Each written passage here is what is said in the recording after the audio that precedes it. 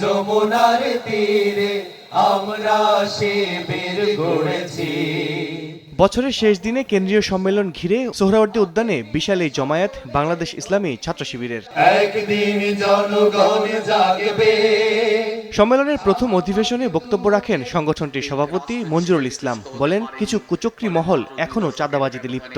দেশ গঠনে ছাত্র সমাজকে ভূমিকা রাখার আহ্বান জানান তিনি। বিপ্লবকে নস্যাৎ করার জন্য যারা নানামুখী ষড়যন্ত্র করছে, প্রশাসন সহ গুরুত্বপূর্ণ সেক্টরগুলোতে ঘাপটি মেরে বসে থাকা মির্জাফরদের ভূমিকা পালন করছে, তাদেরকে শনাক্ত করে আইনের আওতায় নিয়ে আসুন।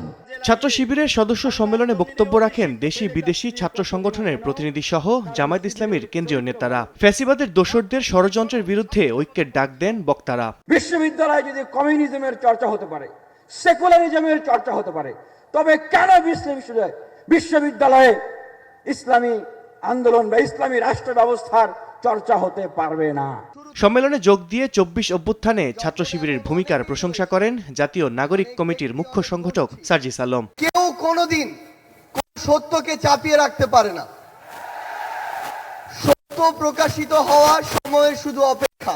প্রধান অতিথির বক্তব্যে জামায়াত ইসলামীর আমির ডাক্তার শফিকুর রহমান বলেন, ফ্যাসিস্ট শেখ হাসিনা লগি বৈঠা নিয়ে নেতাকর্মীদের উপর হামলার নির্দেশ দিয়েছিল। আওয়ামী লীগ আমলের সব হত্যার বিচার হবেই। ২০০৬ সালের ২৮ অক্টোবর এই জাতি কখনো ভুলবে না। সেই দিনটি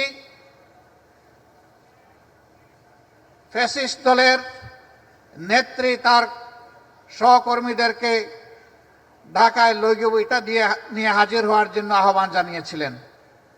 প্রকাশ্য দিবালোকে রাজপথে সেদিন পল্টন মোড়ে মানুষগুলাকে নির্মমভাবে পিটিয়ে পিটিয়ে হত্যা করা হয়েছিল। নতুন বাংলাদেশ গড়তে তরুণ প্রজন্মকে ভূমিকা রাখার আহ্বান জানান বক্তারা।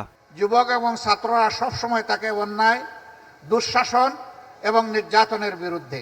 আল কাসির, সময় সংবাদ, ঢাকা।